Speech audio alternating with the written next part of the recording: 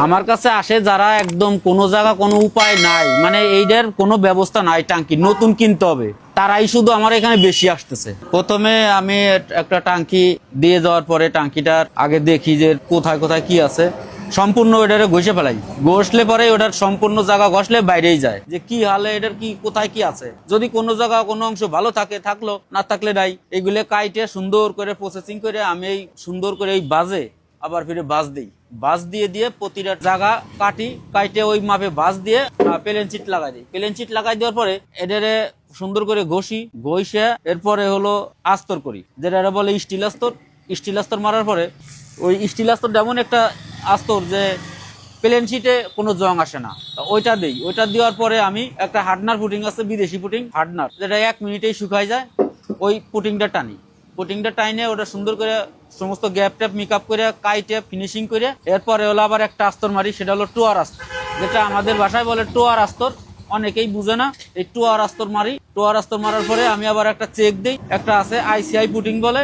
ওই ছোটখাটো কোনো দাগ, ছোটখাটো কোনো গ্যাপ থাকলে ওই আইসিআই পুটিং এ মেকআপ হয়ে যায়। মেকআপ হয়ে যাওয়ার পরে আমি সুন্দর করে ওটা আবার ফিরে আমি যে কাজ করি, এটা আমাদের ভাষায় বলা হয় যে হয়তো 600 নাম্বার 320, 600 নাম্বার দিয়ে আমি ওটা সুন্দর করে ঘষে এটা সুন্দর একটা প্রসেসিং আনি ফিনিশিং এ, যে ওইটার উপরে এই 600 নাম্বার পেপার দিয়ে মারলে ঘষা দিয়ে যদি আমি কোনো রং মারি তাইলে ওই রংটার ফিনিশিং ভালো হয়। তো যাই হোক, ওই 600 নাম্বার দিয়ে ঘষা দিয়ে আমি সুন্দর করে মুছে এটারে একদম 1 কোট মারি আর কি। আপনার কাভারিং রং করার আগে একটা কাভারিং রং আছে, ওই রংটা আগে মারা হয়, কাভারিং রং। এই কাভারিংটা মারার পরে একই কোটের আর কি কাভারিং হয়। কাভারিং এর পরে সুন্দর করে রাব দিয়ে আবার ফিরে মুছে এরপরে ফিনিশিং দেওয়া হয়। ফিনিশিং দিয়ে তারপরে ফিনিশিং রং মারা হয় আর কি।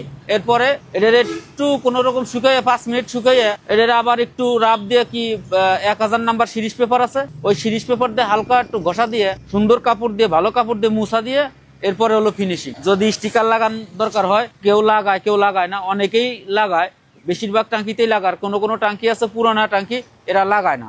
সেই ক্ষেত্রে যারা লাগায় না তাদের ওইখানে আমি 1000 নাম্বার পেপার দিয়ে সুন্দর করে রাব দিয়ে পরিষ্কার করে আমি হার্ডনার লেকার মেরে দিই। এই হার্ডনার লেকারটা শুকানো বেশি দেরি লাগে না, যদিও হয়তো 1 ঘন্টা লাগে। এরপরে মনে করেন যে যার টাঙ্কি সে নিয়ে যায়, এটাই আর কি। আর যারা স্টিকার করে, যারা স্টিকার আইনে দেয়, আমি স্টিকার করে দেই, তাদের বেলায় ওই আপনার 1000 নাম্বার পেপার দিয়ে সুন্দর করে ডইলে স্টিকারটা মারি। স্টিকারটা মাইরে আবার ফিরে একটু মুছে দাগ টাগ পরে মুছে দেখি, চেক করে দাগ না পড়লে নাই, তখন আর কি আবার ওই স্টিকার সুন্দর করে ওই স্টিকার লাগাই টাগাই কমপ্লিট করে আমি হার্ডনার লেকার উপরে মেরে দিই, যাতে স্টিকারটা না ওঠে, না বাঁধে, ধুইলে যাতে কোনো রকম কোনো সমস্যা না হয় 2, 4, 5 বছরের ভিতরে।